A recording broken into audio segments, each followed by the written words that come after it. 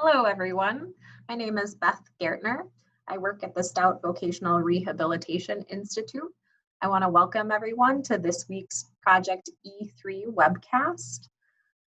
Today's webcast is creating a disability-inclusive work culture.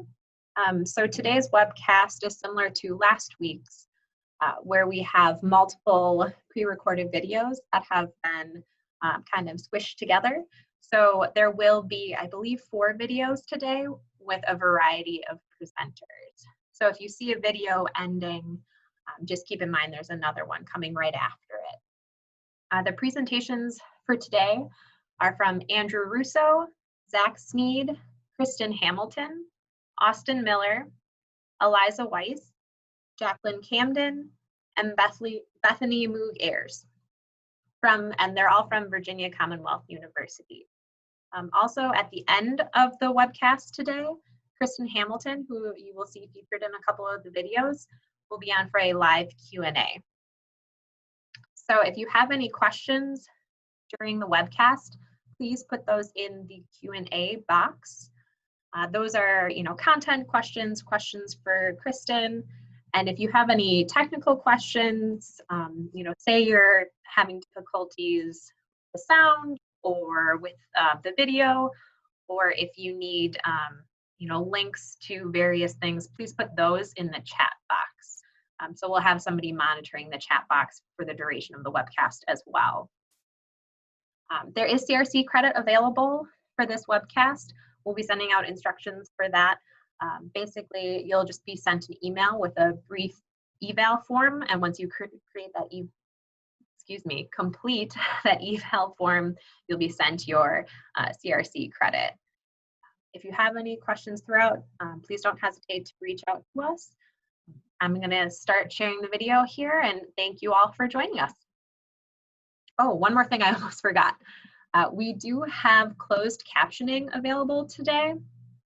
You will need to enable that on your screen. It can be found at the bottom of your Zoom window, and it's a CC in a box. So you'll need to select that if you would like to turn on closed captioning. Please keep in mind that our closed captioning may just take a couple minutes to get going. The person who's doing the captioning today is joining us right after finishing up a different webcast. So please bear with us and be patient as we get that set up. Thank you, everyone.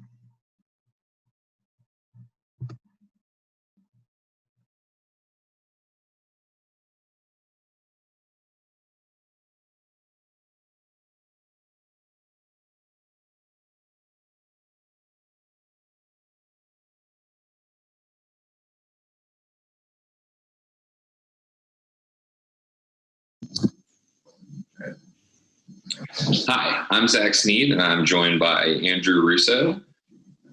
We are employment specialists with VCU RRTC, and today we'll be covering key terms for employers.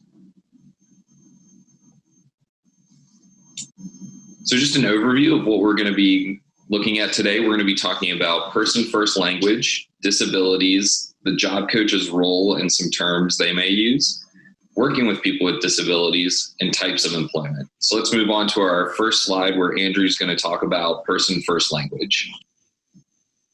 Person-first language emphasizes the individuality, equality, and dignity of people with disabilities. Rather than defining people primarily by their disability, person-first language conveys respect by emphasizing the fact that people with disabilities are first and foremost just that, people.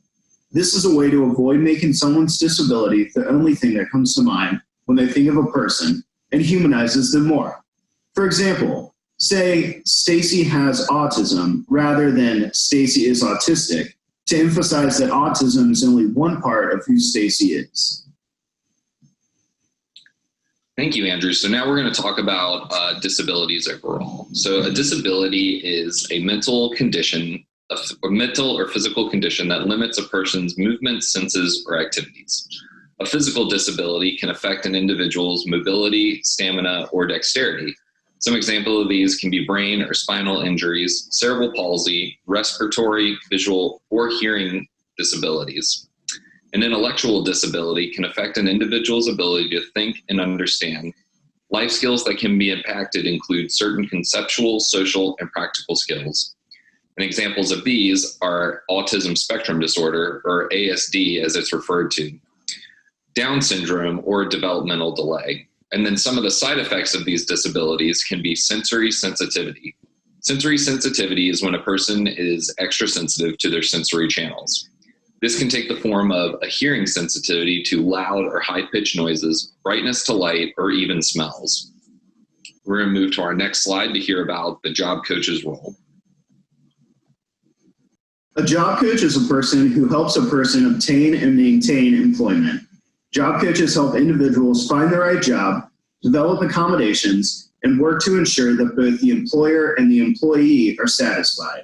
Job coaches sometimes have individuals complete situational assessments, which is where they perform certain tasks so everyone can better understand their strengths, growth areas, and interests. After this, job coaches help individuals find a job, develop necessary accommodations, and help train them until they are able to do the job independently.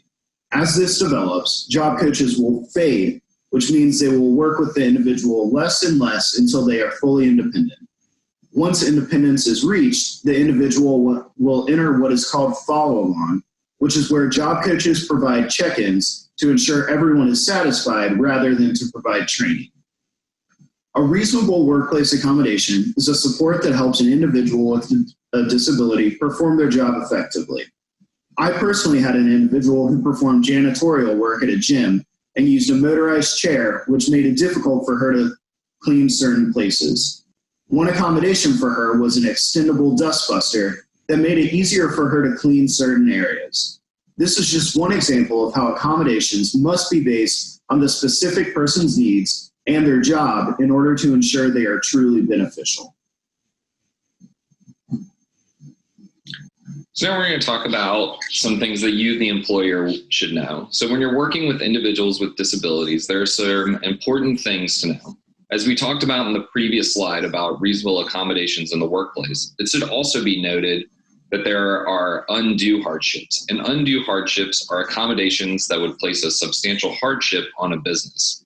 An example of this can be buying expensive equipment or having to build a new entrance or area for the individual to gain access.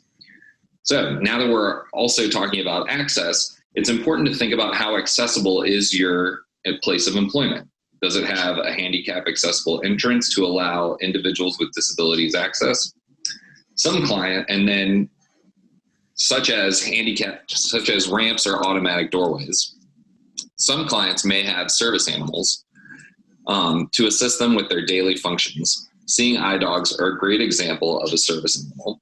And it's important to recognize that the service animal is performing an essential duty and should not be treated as you would an average pet.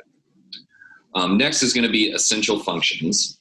And these are necessary tasks for a role that an accommodation can be developed. And as we heard earlier from Andrew about accommodations for his client to perform her essential functions in the gym. Next, we're going to talk about different types of employment. Integrated employment is when people with disabilities work alongside people without disabilities. This differs from environments that are made specifically for people with disabilities. Next is competitive employment, which describes work where someone with a disability is paid the same amount as someone without a disability. This is essential in assuring that people with disabilities are given the same opportunities as anyone else. Next is supported employment, which is a type of employment where an individual with a disability works with a job coach to find and maintain employment, including developing accommodations to help them with their role. Lastly, customized employment involves modifying a role to meet the specific needs of the individual and the employer. Zach will give us an example of a situation where he customized a job. So I used to work with a client who was looking for flexible hours that were in the afternoon and late morning or early afternoon, and was also along the bus route that they could utilize. And using my connections in former connections in working in hospitality, I worked with a local hostel. And after meeting with the manager, I learned that the business was small enough that only the front desk was in charge of pretty much all functions within the hostel. The front desk was in charge of not only checking in guests and making reservations, but also for cleaning the hostel from top to bottom, including changing beds, cleaning the rooms, and doing laundry. So by working with the manager, we were able to create a customized position that allowed my client the flexibility and schedule for them to come in and clean the common rooms and guest bedrooms, as well as do the laundry. And this was able to free up the front desk, who now had more time to work with checking in guests and making reservations, and just helping them in general.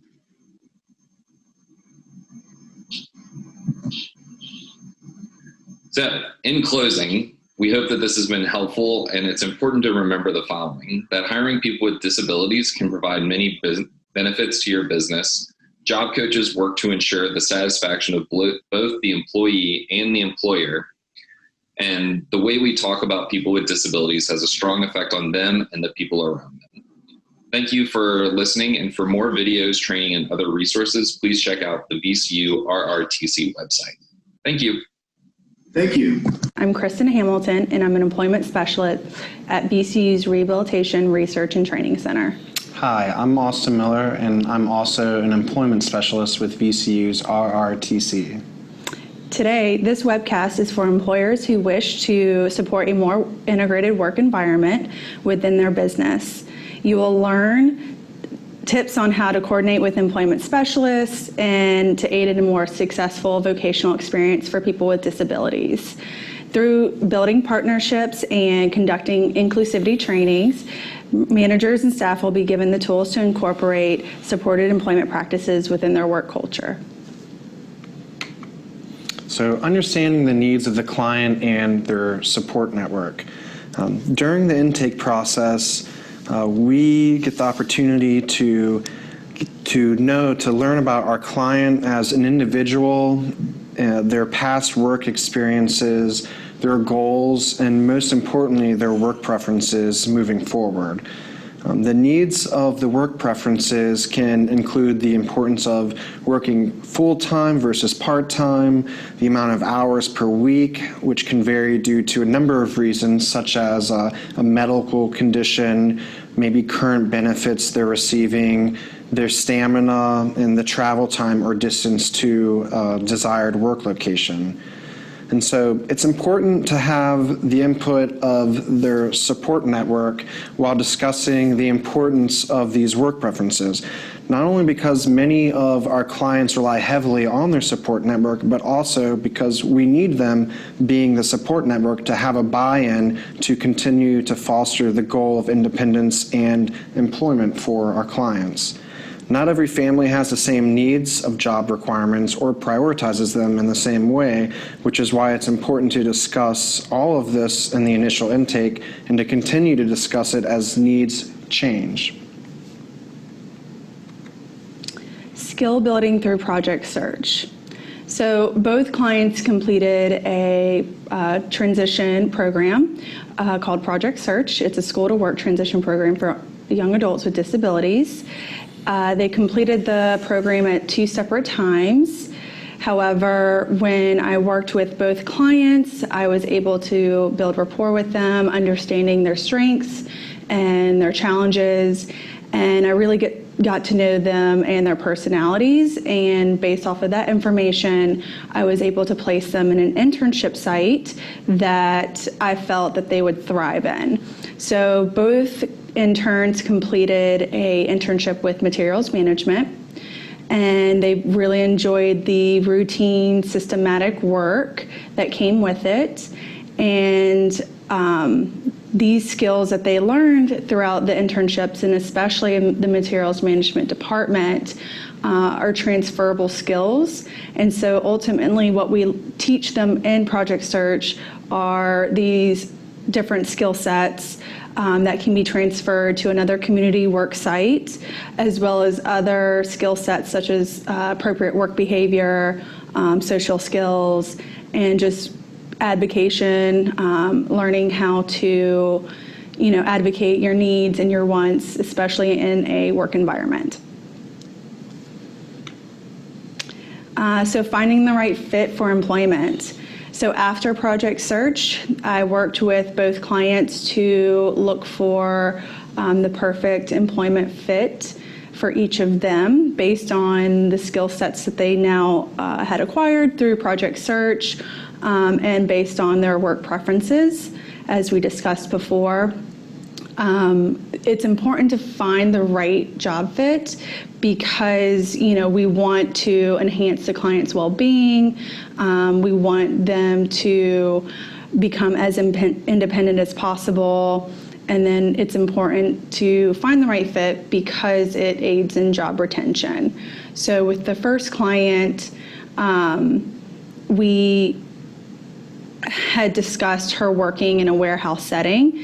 She first received employment in a mail sorting facility, and we discovered that after a couple months that it really wasn't sufficing those needs that she had originally advocated for. So, and the business wasn't able to accommodate those needs. And so we went back to the drawing board and we went back into job development through going to open interviews and filling out job applications. The first client was then able to get a call back from the Vitamin Shop, and that's where Austin came in and assisted her with the interviewing process.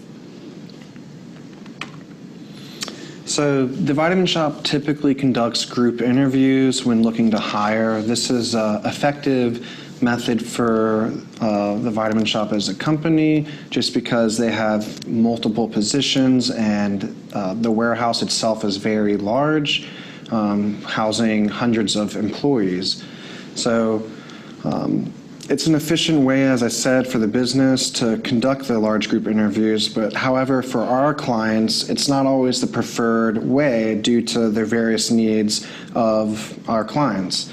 And so one accommodation that the Vitamin Shop was willing to work with us was allowing us to do a site tour of the warehouse to learn about the different positions before we proceeded with the actual onboarding process.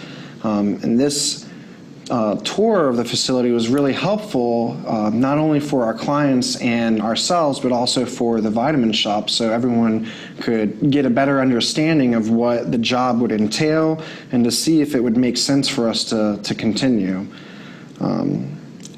Another accommodation that Vitamin Shop and other businesses is helpful is conducting a working interview of where the client might go in beforehand to kind of do some hands-on learning and complete a variety of tasks to just give a real feel of what the position would entail.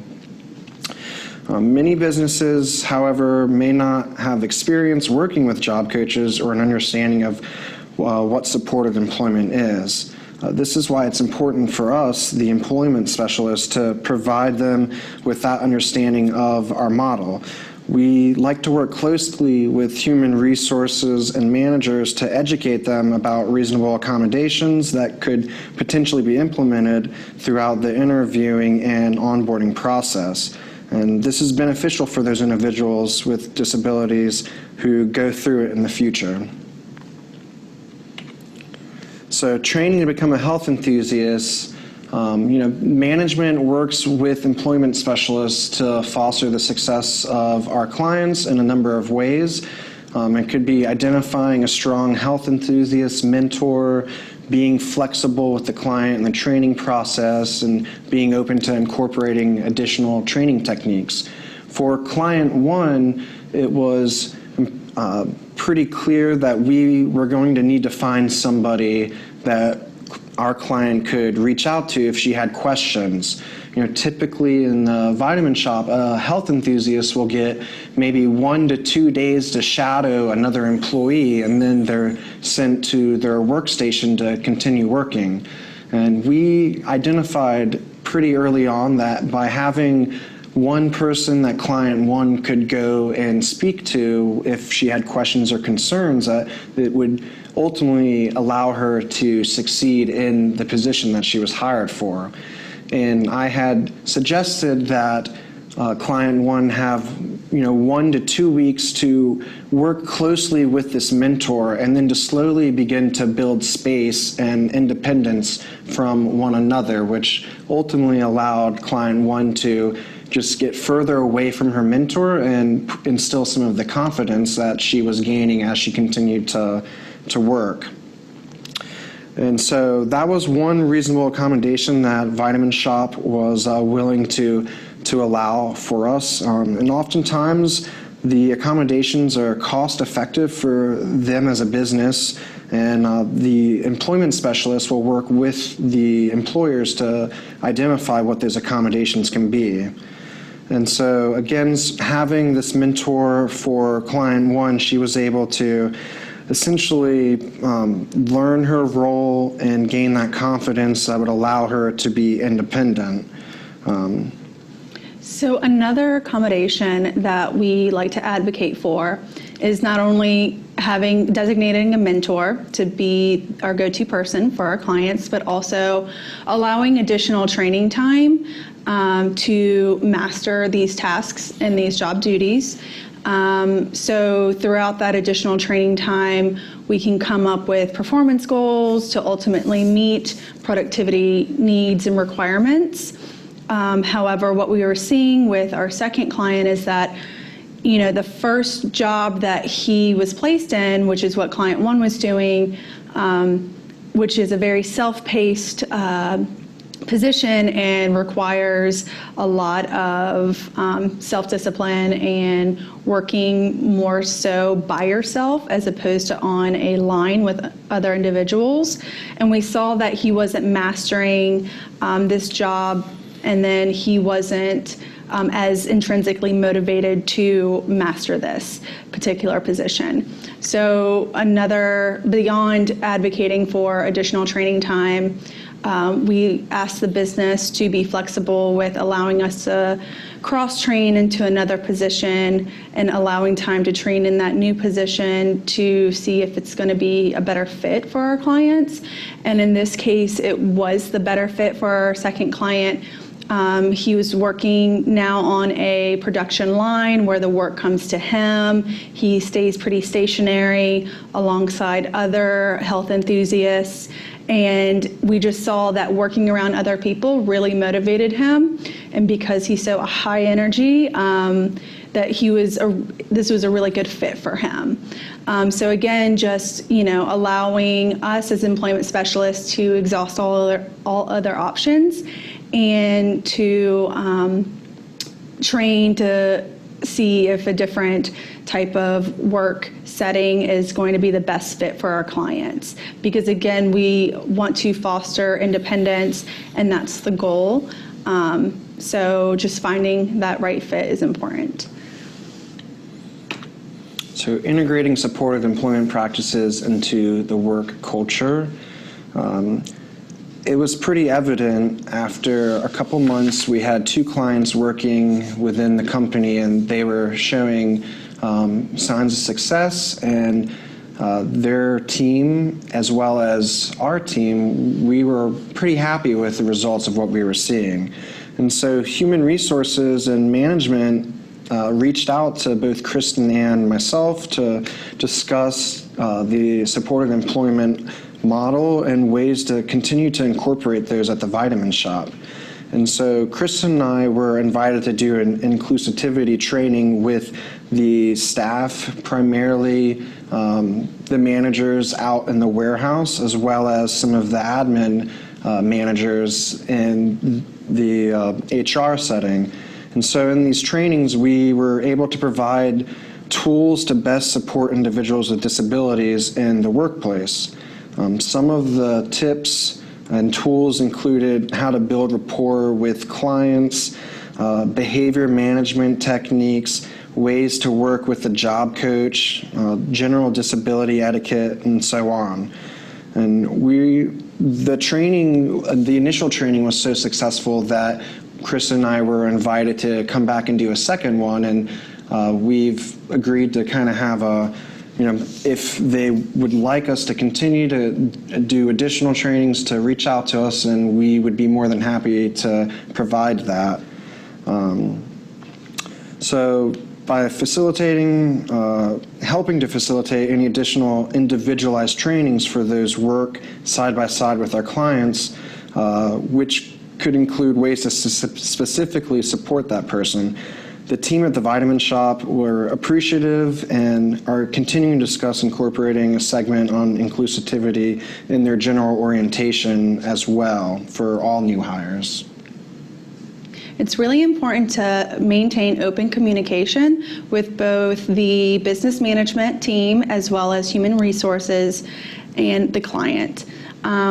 We often say that the individual with the disability is our client, but it's important for the business to know that once they become part of our team and employing the individual with the disability, they become our client as well. So it's really important to have an understanding of their needs and making sure that we keep that open communication to ensure that we are maintaining and meeting those needs. We also act as the liaison between the client and the business. So it's important that, if the business has any concerns or feedback for the client, and they feel more comfortable going through us to provide that feedback, then, that's an option that we like to have available to them as well. So once the clients do become independent in their role as a health enthusiast, we start to fade our presence, and we really rely on the management team, on those mentors to, keep us updated on any concerns or even positive feedback that they have. Because again, it's important that we understand the needs of the business and that we're meeting those needs. As we continue our partnership with Vitamin Shop, they really rely on us to know the clients that we're bringing to them and have a good understanding of their abilities and that they can meet those needs of the business. And so that's why, we work closely with human resources and the management team to potentially bring this partnership together and bring more clients to them that have a desire to work in that type of setting. And it's also important that we know the client and that can fit well into their work culture. We look forward to receiving any questions that you may have. Please post any questions to the web board. Thank you.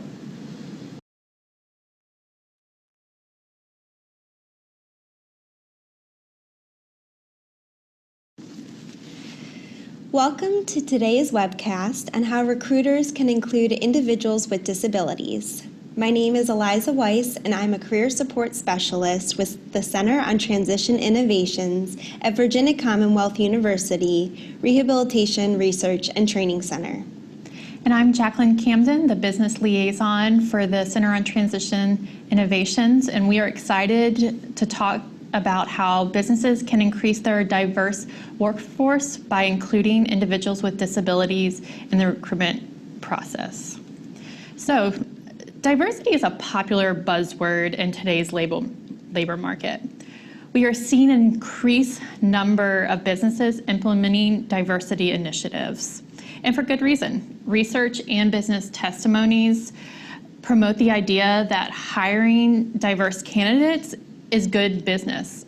And along with that, there is legislation that promotes and pushes the hiring of a more diverse workforce.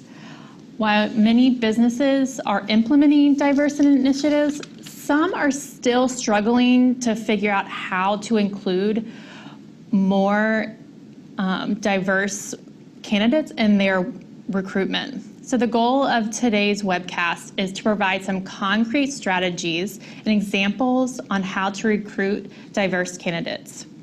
So diversity is this umbrella term that includes many categories, but today we're going to specifically focus on the recruitment of individuals with disabilities. So before we get into the how to increase recruitment, it is important to outline why businesses should care about hiring individuals with disabilities. Individuals with disabilities are an untapped labor pool with around 13.5 million people actively seeking out employment. These are individuals that are traditionally overlooked in the labor market but are eager to fill your unmet labor needs. So many reasons exist to tap into this particular labor pool. First, there's legislation that mandates the hiring of individuals with disabilities. The Americans with Disabilities Act, or the ADA, prohibits discrimination in the workforce based on disability. That includes discriminating in the recruitment and hiring process. Section 504 of the Rehabilitation Act was updated in 2013 to strengthen affirmative action for federal contractors to hire candidates with disabilities. So at least 7% of a federal contractor's workforce must include individuals with disabilities. But complying with the laws surrounding hiring individuals with disabilities is not the only reason to recruit and retain this population. There are many proven benefits that come with recruiting a diverse workforce. Businesses have reported that employees with disabilities have a higher retention rate, miss less days of work, and often provide a creative, out-of-the-box thinking that leads to unique and productive solutions to today's business problems. Studies have shown that people with disabilities perform and produce at a greater or equal rate compared to their peers. So businesses save money when they can produce at a higher rate. Qualifying businesses can also save money by participating in tax incentive programs. So recruiting individuals with disabilities increases your bottom line. You should keep in mind that disability is the largest diversity group. 1 in 5 individuals have a disability. By recognizing people with disabilities as a valuable workforce, you're learning how to make better products and reach more people. People with disabilities are consumers. And according to a recent business case, people with disabilities have a discretionary budget of $200 billion. And they want to spend money in businesses that support and create products that meet their diverse needs. And we also know that people with and without disabilities are more likely to be loyal to companies that hire individuals with disabilities. So increasing your diverse workforce can increase staff retention, productivity, and increase your bottom line. So those are some of the reasons on why businesses should care about recruiting individuals with disabilities. Now let's talk a little bit about how you can do that. How do you increase your recruitment of individuals with disabilities? So marketing your business and open positions can be an essential part of the recruitment process. Strategically marketing in a way that is inclusive of disabilities can increase the number of applicants that you have that have disabilities. One strategy to bring more individuals with disabilities is to feature people with disabilities on your market materials. So promote your commitment to diversity on your website, on your social media, and other marketing materials. People want to hear from people that sound like them, and they want to see people that look like them. The message that we send on our marketing materials can be twofold. They can encourage people, or they can discourage people to apply. To encourage people to apply, make sure that you're using language and information that is accessible and inclusive.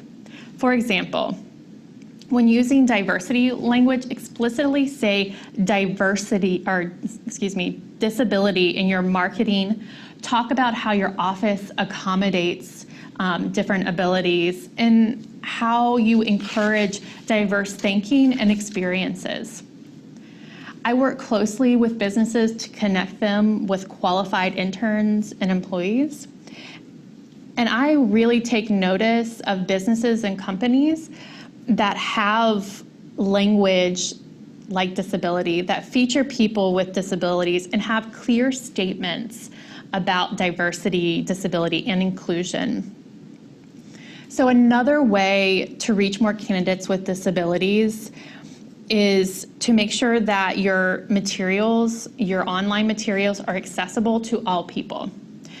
So you limit the number of people that come to your building if they physically cannot access your building. That's the same principle that applies to limiting your digital audience when not everybody can access your online information. So another strategy to recruit more individuals with disabilities is connect to your community partners. One community partner that I strongly encourage you to make a connection with is your local vocational rehabilitation or VR office. So VR is an agency that helps prepare, find, and maintain employment for people with disabilities. Other community partners might be your local high schools, your local colleges and universities. Connect with their career centers, their diversity support centers. Also, I would recommend getting involved with virtual and in-person career fairs that target individuals with disabilities. So expanding your marketing to reflect the value of diversity, disability, and inclusion in multiple formats is critical to increase access to a diverse pool of candidates.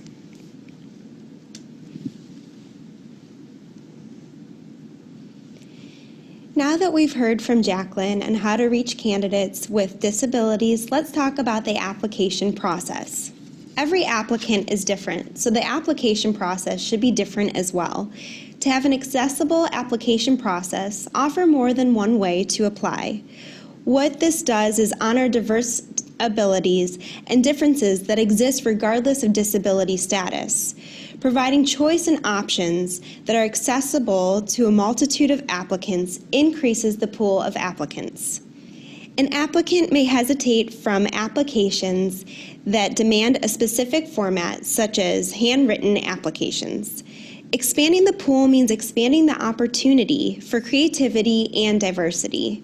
For various reasons, an applicant may need a hand-printed copy of the application.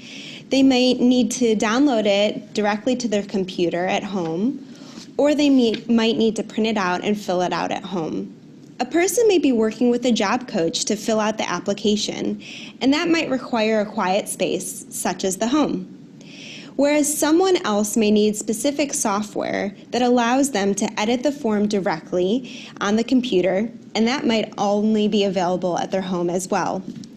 Oftentimes, a required document to turn in with the application is a resume. This is another part of the application process where you can encourage accessibility. Resumes are expanding from the typical one-pager that has dominated the business world in the past. Allowing different formats of resumes honors the individuality and creativity that an applicant has. Examples of alternative resumes include video resumes, a portfolio, personalized website, or an infographic. A student of mine wanted to work in the marketing field. He wanted to showcase his talents, so a way that we honored this was by videotaping him responding to some questions and talking about his experiences in the field. Included in this video was a link to a personalized website that he created that included photos that he had taken as well as some of his own graphics that he'd created. We talked about his college experiences and all other types of jobs that he'd ever had. This website had samples of his designs and also was an exact product of the skills and showcased some of his talents. Another student of mine was interested in working in a mechanical field. To supplement the paper resume of the job, description, and duration of the job, we decided to videotape specific tasks. A one-sentence "change bike tires" pales in comparison with the multi-step sequenced process of changing a bike tire. We looked at the video footage as proof of the abilities to follow directions, problem solve, and work efficiently. Think about how beneficial it would be if you had authentic examples of performing tasks instead of uniformed, manicured pieces of paper. The application process can be the door that lets people in, or it can be what discourages them from applying. We don't want to discourage someone from applying simply because they can't access the application. Encouraging different mediums of applying communicates your dedication to a diverse pool of applicants. So before posting a position, ask yourself, if someone wants to apply, can they? Now on to the interviewing part of the application process. When we think of interviewing, we want to think of practices that are good for all candidates. The interview is for showcasing skills, so let's give people the opportunity to do that. An example of an adjustment you can use for interviews is to break down questions or to rephrase them. Rephrasing can create room to give more accurate answers that better show the knowledge and the skills of the applicant. In an interview, you want to determine what key skills the applicant possesses. How you evaluate these skills needs to be adjusted to best suit the applicant's needs and to best suit their communication style. An applicant may prefer to have a job coach with them during the interview. They may ask for a video call instead of a phone call, or they might ask for a working interview, or ask for a combination of these accommodations. A term you might not be familiar with is a working interview. A working interview is when an individual is given the opportunity to perform the tasks on the site instead of doing a face-to-face typical interview. This showcases abilities and strengths, and the employer is able to determine what tasks they want to observe. This is a dynamic and communicative process that happens between the job coach, the employer, and the applicant. This may include customer service skills, ability to follow instructions, or any other tasks that are usually assessed in an interview. The question the employer should ask themselves is what skills are necessary to observe to decide if a candidate is a good fit for this job. To get more information on working interviews, you can access an additional webcast included at the bottom of this page in the additional resources listed. An example of using an accommodation in an interview is when a student of mine was interviewing for a position at a daycare. We contacted the employer to request the interview questions ahead of time because the applicant needs more time to process the questions. Then, when in the interview, the applicant was able to have the questions directly in front of her and use them as a way to guide her throughout the interview.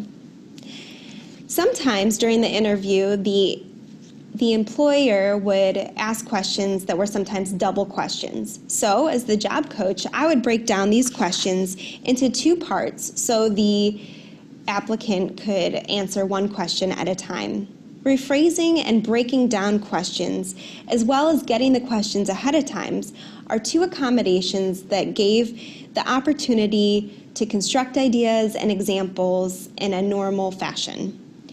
Providing people with rephrasing and breaking down questions is best practice for all interviews, and it makes the answers reflective and the questions, giving the interviewers a better idea of skills and knowledge. So now that we have reviewed the why and how of diverse recruitment through marketing, the application, the interview process, let's hear from Scott Joan, a general manager and employer well-versed in the recruitment of a diverse workforce, on how he has benefited from recruiting individuals with disabilities and some ways that he has done this effectively. What benefits has your business experienced in recruiting individuals with disabilities? Well, first of all, we all need phenomenal employees. We all would wish for a person that would want to show up to work every day with a huge smile on their face and really feel good about the fact that they have a job. They really want to do a great job and work well, not only with customers, but with their fellow employees. So to start off with, we're looking for good employees. And that mindset often is found or can be found with a person that has a disability because they're given an opportunity. It's something you don't always find in the general employment market, if you will, people that apply. So what happens is you start with the need. Now, on some occasions, we feel like it's the right thing to do. But in this occasion, it simply backs all the way up to the fact that we need a good employee. So we start to filter employees. And the fact is that we create jobs or job fit, if you will, customized employment for really everyone in our building. In this case, it happens to be, in some occasions, people that have a disability. But we feature that from the perspective of fine-tune it, if you will. And then the unexpected thing happens. You have this internal effect that it raises the everyday camaraderie. It raises the everyday feel good within the hotel. And something else you recognize is that customers see this as well. How do you market the hotel as a business that is inclusive to diverse staff?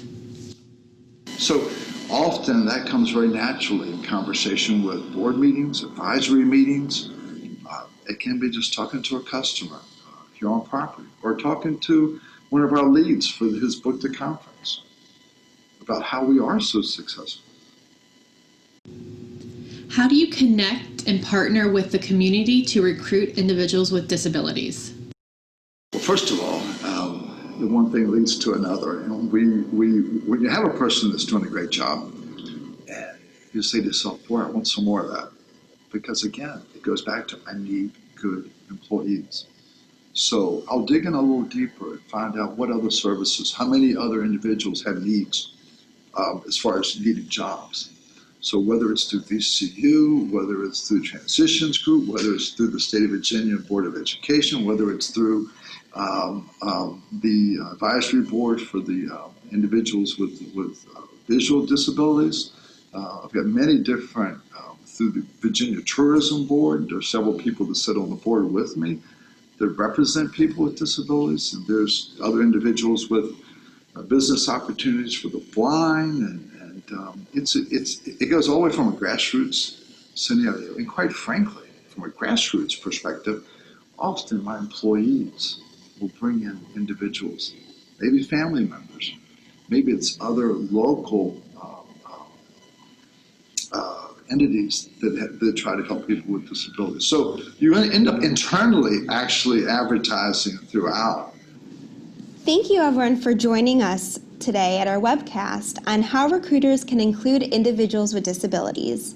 I want to say a special thank you to Scott Jones for providing valuable insight into your business and how it can help other businesses. We showed a shortened version of the interview for time, but the interview is available in its entirety at the link on the bottom of this webcast page. If you're interested in more information in recruiting, hiring, or training individuals with disabilities, please visit our website at www.centerontransition.org or the www.vcurrtc.org. And if you have any additional questions, you can post your question on the web board. Thank you.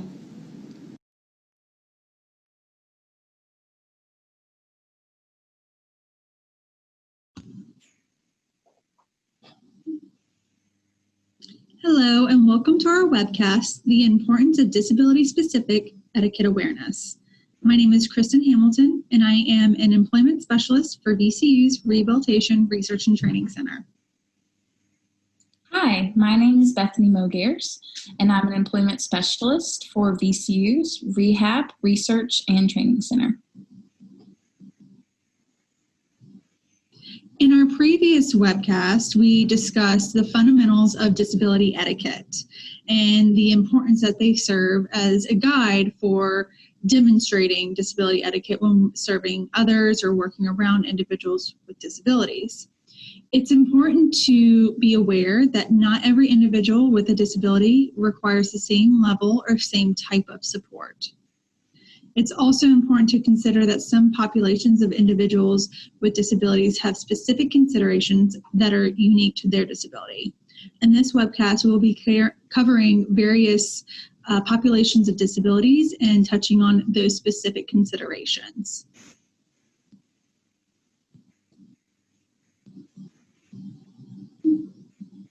First, we will be discussing individuals with visual impairments or vision loss. Some individuals may have limited sight, distorted sight, or may not be able to see at all. There are varying degrees of visual impairments. Some individuals cannot afford glasses or contact lenses and have a visual impairment as a result. Visual impairments are those which cannot be corrected with the use of glasses or contact lenses. There are two types of impairments: loss of central vision, loss of peripheral vision, as well as several more. Blurred vision, generalized haze, extreme light sensitivity, night blindness, partial blindness, complete blindness, distance vision impairment, and mild to moderate blindness. Some of these individuals will need written information in large print, braille, or some form of audio. Near visual impairment, presenting near visual activity worse than N6 or N08 with existing correction. And you can read a little bit more about that if you're interested in knowing. Visual impairments and visual loss or vision loss. Some other important things to remember. Introduce yourself upon entering the room. Speak directly to the person and not to their companion. And going back to introducing yourself, avoid saying, "Do you know who this is?" Do not shout when you speak. People with vision loss can often still hear. Include details when describing things to someone with vision loss. You could describe colors, textures, shapes, and landmarks are helpful. An example might be the analog clock analogy. It is okay to use phrases like "nice to see you," because it is still nice to see someone even if they have vision loss. You also want to remember, if a person has a guide dog present, do not distract it in any way. Now we're going to talk about individuals with auditory disabilities or deafness. Individuals with an auditory disability may not be able to hear at all, while others may be able to hear a small amount. Hearing loss can affect one or both ears. Hearing loss can also range from mild to severe. According to the World Health Organization, hearing loss may result from genetic causes: complications at birth, certain infectious diseases, chronic ear infections, the use of particular drugs, exposure to excessive noises, and aging. Some individuals use the term hard of hearing to describe a person who communicates through spoken language and may use hearing aids or have cochlear implants. Deaf people can hear very little to not at all. Deaf people often use sign language to communicate.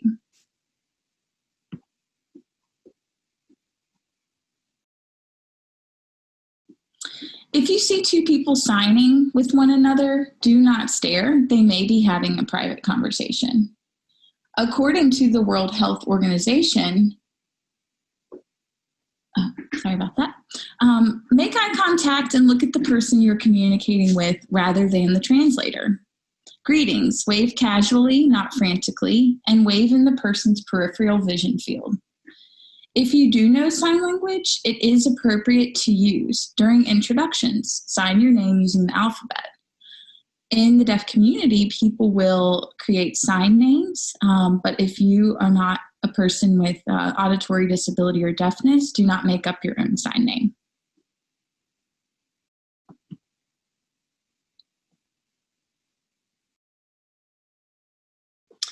Next, we'll be discussing mobility disability and impairments. A mobility disability, also referred to as a physical disability, describes an individual's inability to use one or more extremities. Mobility impairments can be conditions present at birth or the result of an injury or illness. There are two types of severe mobility impairments, which include quadriplegia which refers to paralysis of all four limbs and often the central or trunk part of the body. Paraplegia refers to the loss of function to the lower limbs and extremities. A lack of strength needed to walk, grasp objects, or lift items is often a characteristic of a mobility disability. An individual with a mobility impairment may use a wheelchair, crutches, or a walker to assist with mobility.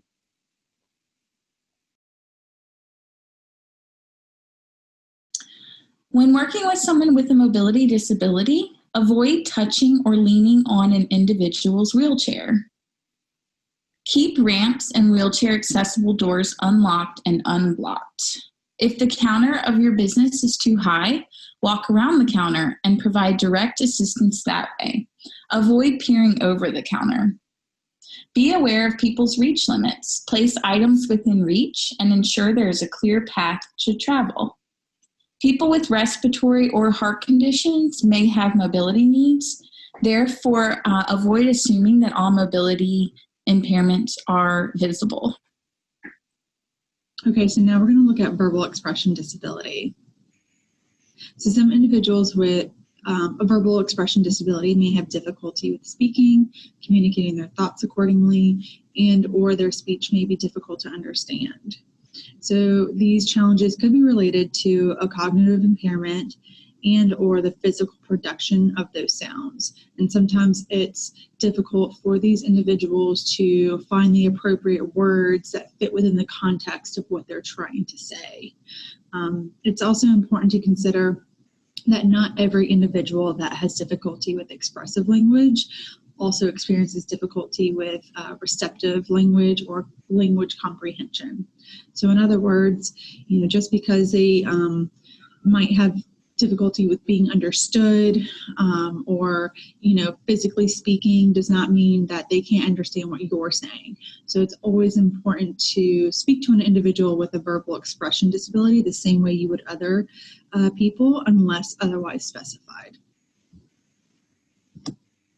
So some important considerations to note would be to concentrate on what the individual is saying. Make sure that you have their full attention and you're providing your full attention to them as well, and your body language is showcasing that, and that you're focusing on what they are trying to say.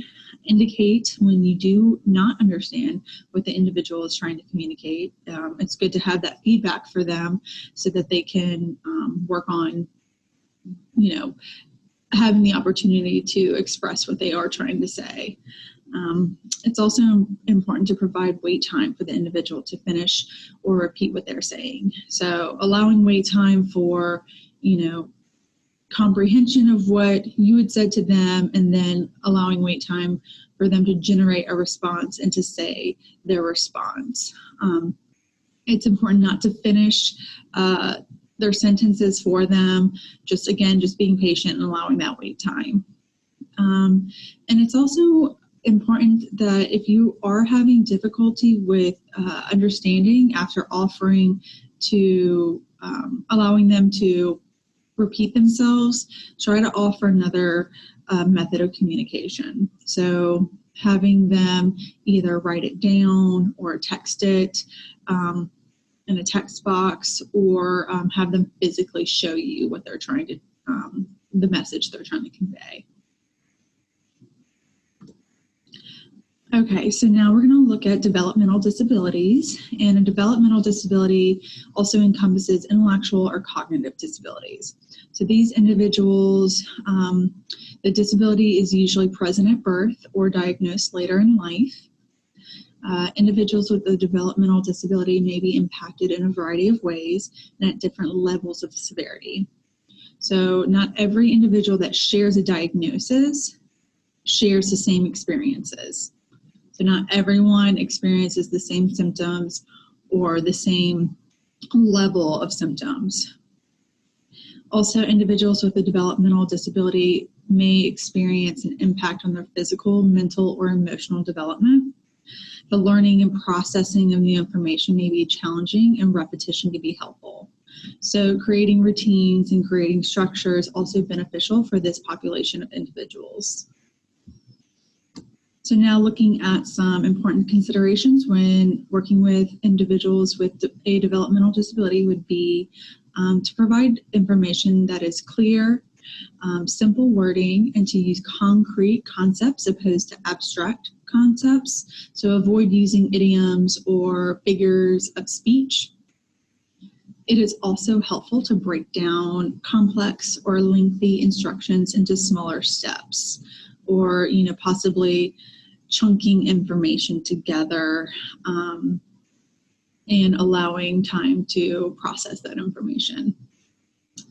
So going into allowing wait time for processing of information and for the individual to generate a response as well. And also ensure that the individual has an understanding of the information discussed by asking them to summarize. So, after you provide an instruction or a question, just making sure that they understand what the expectation is of them. So asking them, okay, can you repeat back what I said? Or, can you summarize what we just talked about? And then also, it is helpful to, if there is a lack of understanding, it's helpful to offer to rephrase a question or instruction of some sort. Executive functioning abilities could be impaired for this specific population of individuals, so the use of lists and schedules are often very helpful. It's important to discuss the strategies that best work for them, and it is helpful to discuss any changes to the work routine, if at all possible, in advance. That is shown that it's, helps allow them to process the change and adjust accordingly. Okay, so now we're going to look at mental health disabilities. So an individual with a mental health disability can include a broad range of diagnoses. So the symptoms that are exhibited from one person to another can vary. Also, individuals with a mental health disability may have difficulty coping with the tasks and or interactions of everyday life. The disability may interfere with the individual's ability to feel, think, or relate to others. Mental health disability is often commonly referred to as an invisible disability. So it's pretty common that it goes unnoticed and that, there's not it's not as evident as maybe a physical disability might be. And it's also important to note that we want to allow the person to disclose if they feel comfortable. So we never really want to ask about that. We want to respect everybody's privacy and confidentiality and allow them to disclose should they choose to. Okay, so some important notes to consider. It is so important to build good rapport and trust within a working relationship with an individual with mental health disability. Having an identified support network in the workplace is very beneficial. Also having an open line of communication between you and the individual. So providing more frequent wellness check-ins, maybe weekly or daily. That's something that can be communicated between you and the individual. Also, it's important to be aware that if the individual appears to be confused or upset, they could be overwhelmed or anxious. So be mindful of the way the individual, what they're saying, their tone of voice, their body language.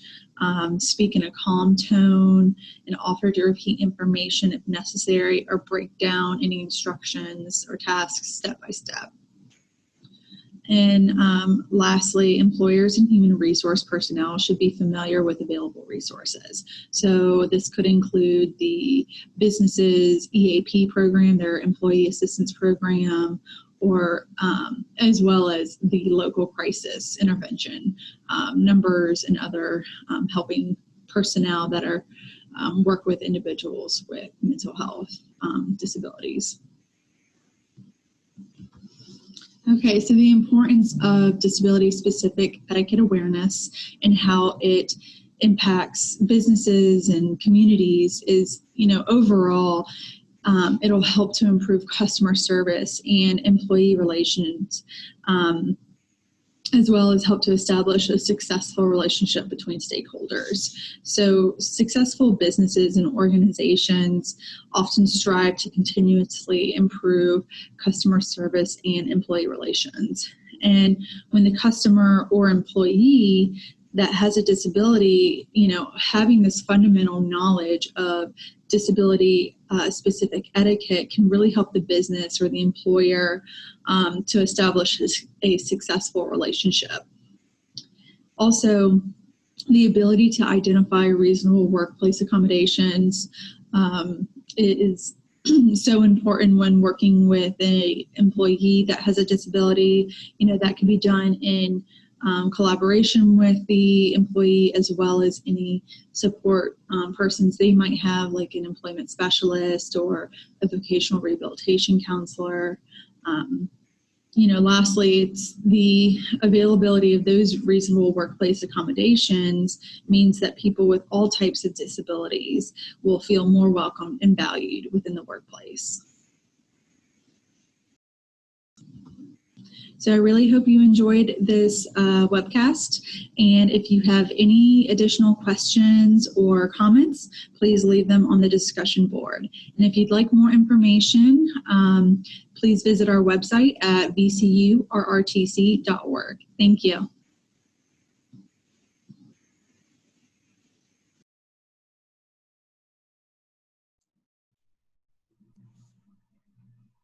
All right, that concludes the video portion of our webcast.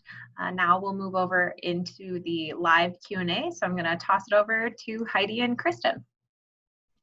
Hi, everybody. I'm Heidi Deckermauer. I work at SVRI with Beth. I'll be asking the questions that you've given us in the question and answer panel. And I'd like to go ahead and invite you to ask any more questions that you have. We'll start with the questions we have. I want to thank Kristen Hamilton from Virginia Commonwealth University. She was one of the presenters, and she'll be here to answer questions today. Kristen, thank you so much for joining us today. I'm really excited to have you here. Hi, Heidi. Thank you so much for having me. I'm really excited to be a part of this and excited to hopefully answer I have based on the videos that you just watched. Super. The first question that we have, this one is in regards to the second video of the 4. James asks, are not most integrated employers also competitive employers? James says he hasn't seen integrated and competitive teased out. Do you just have any comments? Also remind everyone that these videos or webcasts were recorded to target employers and businesses. So oftentimes what I've faced when working in the community with businesses, they don't have a lot of knowledge about working with individuals with disabilities. So they may not understand exactly what competitive and integrated employment is.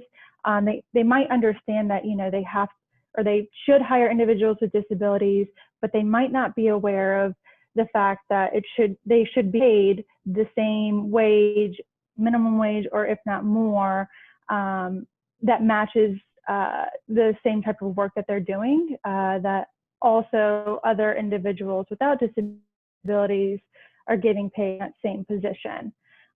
So when we were looking at the second video, I believe that's the integrated competitive employment video that I had, we also wanted to discuss that integrated work culture. So to me, it's different than disability, and that being that we really want businesses and employers to learn more about what it is individuals with disabilities in their workplace And so that's also teaching their other employees how to best work with individuals with employees, and how to be coworkers and how to support them.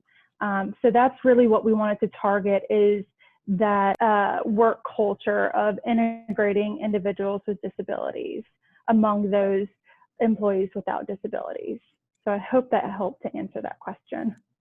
That makes sense, Kristen, and I'm afraid that not everybody understands when you're hiring someone with a disability. Like you said, they ought not to get paid any differently than their abled coworkers. So competitive and integrated, they go together. And James, I'm glad that it's an assumption that employers wouldn't know, but we have to make sure that when we're working with employers, we make them feel as comfortable as possible. And if they don't know that they're supposed to be paying the same, that can sometimes create a lot of discomfort. And sometimes when you're working with an employer, making them comfortable is going to be the difference between them hiring someone with a disability or not. I think people don't always understand, again, like some of the etiquette, and if people aren't sure, they sometimes just don't at all. So we decided to show this series of webinars so that folks would know how to work with employers and would know sometimes what the employers don't understand. In this field, we know a lot about folks with disabilities, but employers often don't. So in order for VR practitioners to help employers, it's good to know what the employers probably don't know. You can't say that about every single employer, but it's probably good to have this in your toolbox rather than not. So James, thanks so much for the question.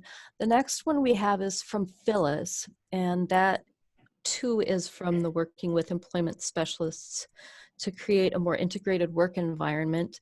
And she asks, who identifies the mentor? Does the employer designate one, or does the employment specialist identify an employee who they think is a good fit? So this is a great question. In my experience, it's honestly been a collaboration of the two. So, the employers, the on-the-floor managers know their employees best and know their personalities best. So of course we want an individual who will step up to the job of being that mentor and being the trainer to assist with the employee with a disability.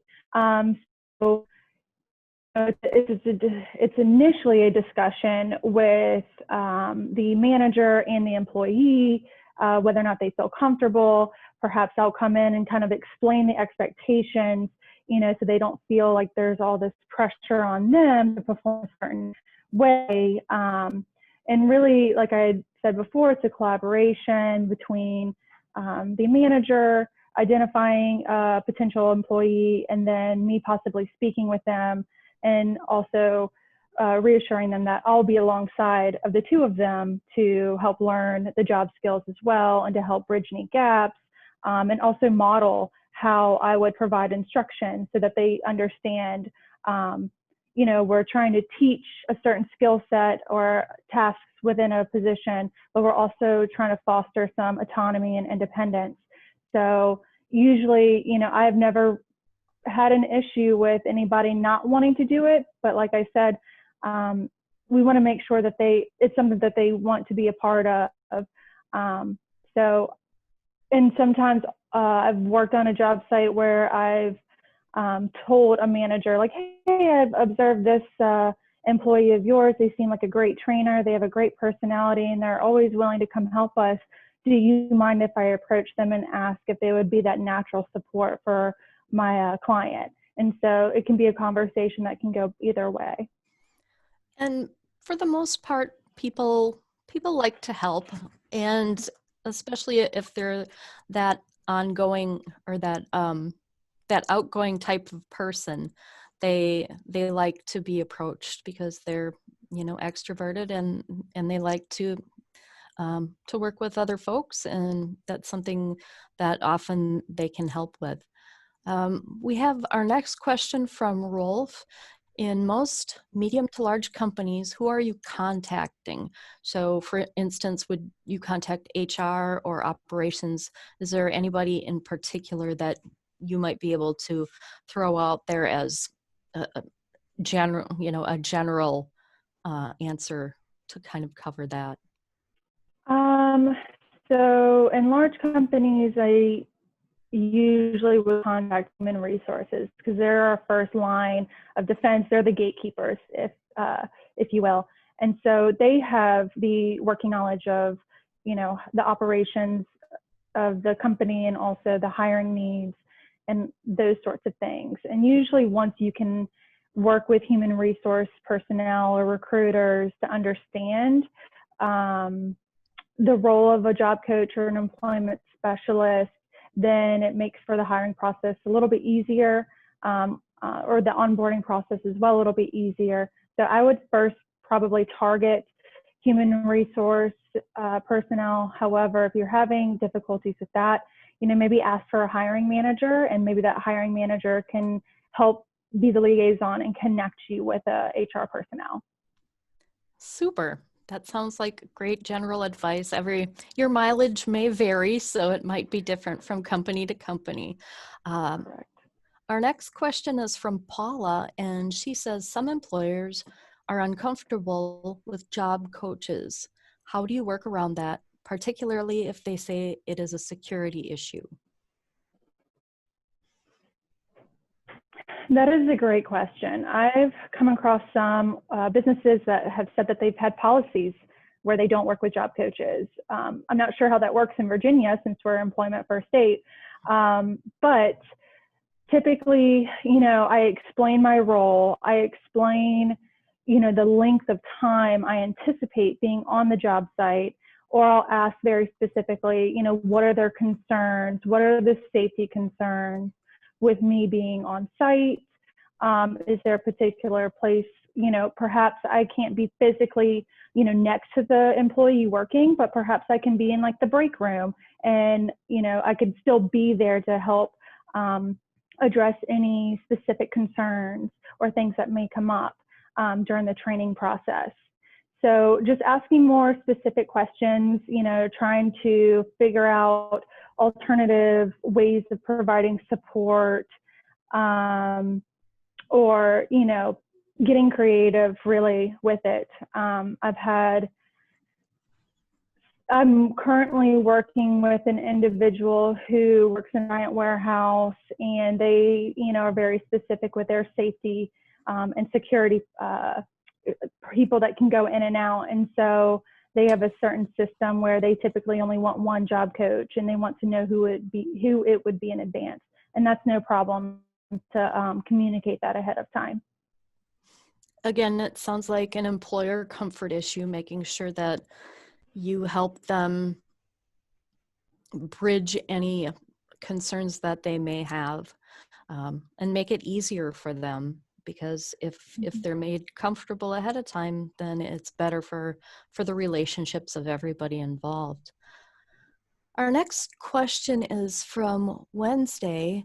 Can you talk about a time you had challenges with a business understanding accommodations or not wanting to provide them?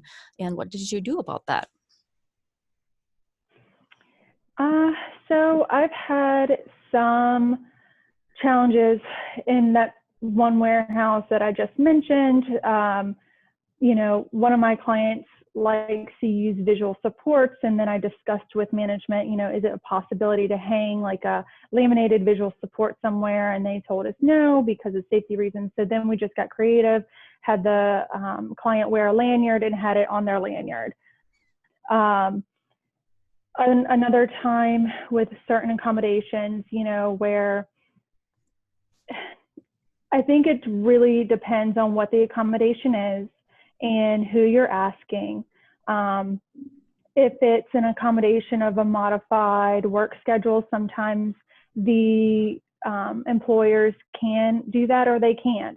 So maybe you look at other options or other positions within the same business that can help meet those needs a little bit better.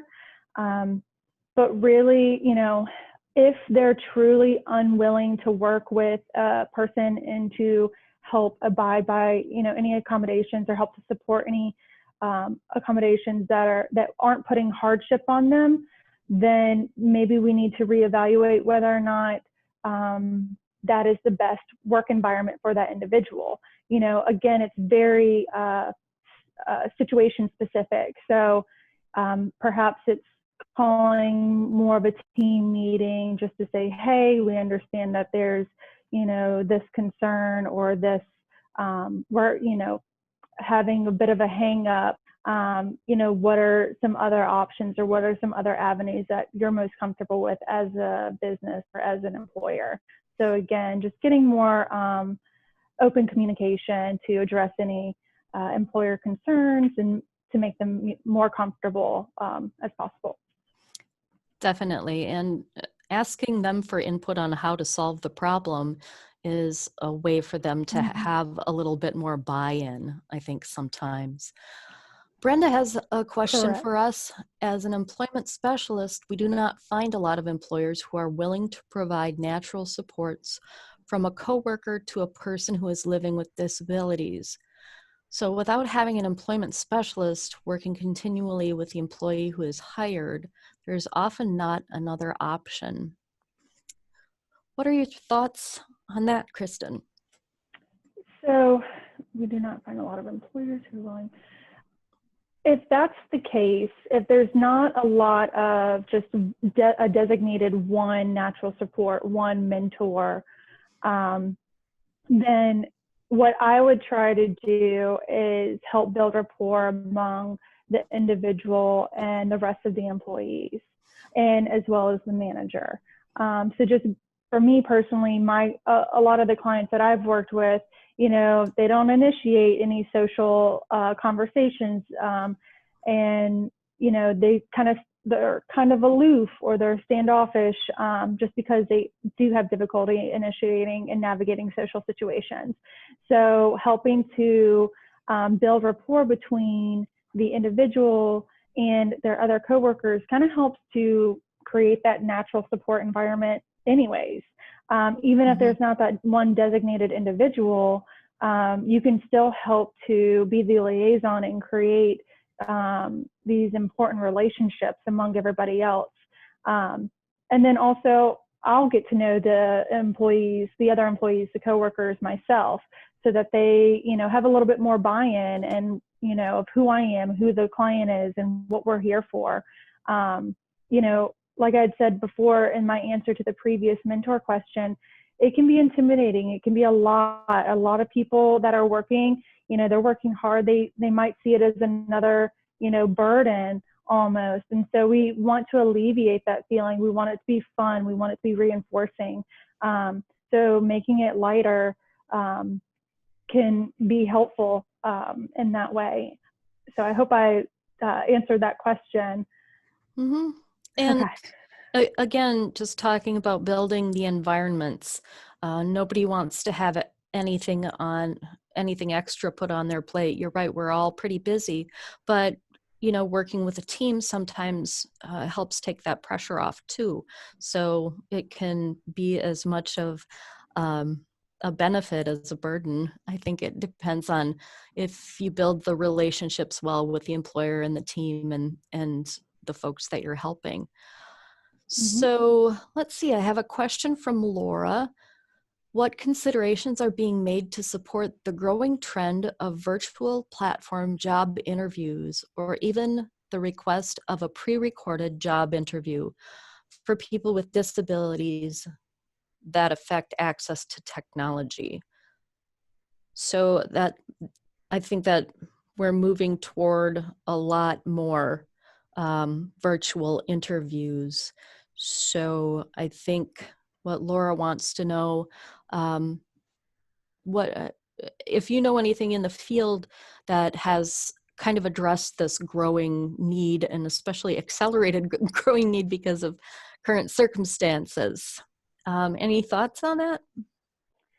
Definitely. You know, there's a lot of businesses, you know, pre-COVID that were doing the pre-recorded interview questions. And so, you know, that can be difficult to kind of generate a response and say your response in 3 to 5 minutes, all while being recorded. So I think, you know, when working with young adults with disabilities that are looking for employment in the community moving forward, what I plan to do is to, you know, practice with them, recording them using an iPad or their phone.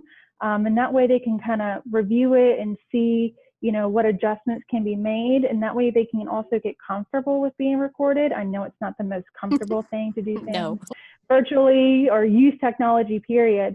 But I think we're in a technology age where, you know, that's just the way things are going. And, you know, we've got to learn to adapt to that as well. So again, just providing opportunities in the classroom or for those that are employment specialists, you know, whether it's you meeting one-on-one through Google Chats or Zoom and practicing with your clients that way could be a great way to create those opportunities to get used to it a little bit more, and also generating some practice interview questions. And then as far as having access to technology, you know, I don't know about the rest of the United States and their different phases, but I know here in Richmond, Virginia, we are getting closer to having more public areas such as libraries and having access to that a little bit more. So I think it's really about getting creative, and if you feel comfortable meeting one-on-one while wearing a mask with someone, you know, I'm not sure what different agencies are allowing their personnel to do at this time. But that's also an option to, you know, perhaps go ahead and pre-record some things and then, you know, maybe ask the human resource person if it's okay, like Eliza did in that one video, to submit that instead of going on camera, you know, with the recruiter. Sure. And, you know, this, in a webinar, a 90-minute webinar, we can't solve the digital divide, but we can certainly help people access some resources that might help work around that. And isn't that kind of what it's all about, is thinking outside of the box and finding workarounds and things that will work for everybody involved. We're right up at 12:29 by my clock, so perfect amount of questions. Thanks everyone in the audience for asking them. Just a little bit of cleanup at the very end of this webinar. We are having a mini series next week on the 27th. It's regarding people with mental health issues and how VR practitioners can help them. In the morning, we'll have a general session on helping folks with mental health issues. And in the afternoon, it will be specific to people who are veterans, who are dealing with mental health issues. Those will be shown at 11 in the morning, so same bat time, same bat channel. The afternoon one will be at 2 p.m. Central Time. So we welcome anyone to join us on that webinar. We have more details on our Project E3 page under the Webcasts tab. But thank you so much for Kristen for being here for the Q&A, and I'd like to thank Megan and Melissa, our interpreters, for doing a great job and for helping us out today. Thanks so much, everybody, and we hope to see you next time. Bye. Thank you. Bye.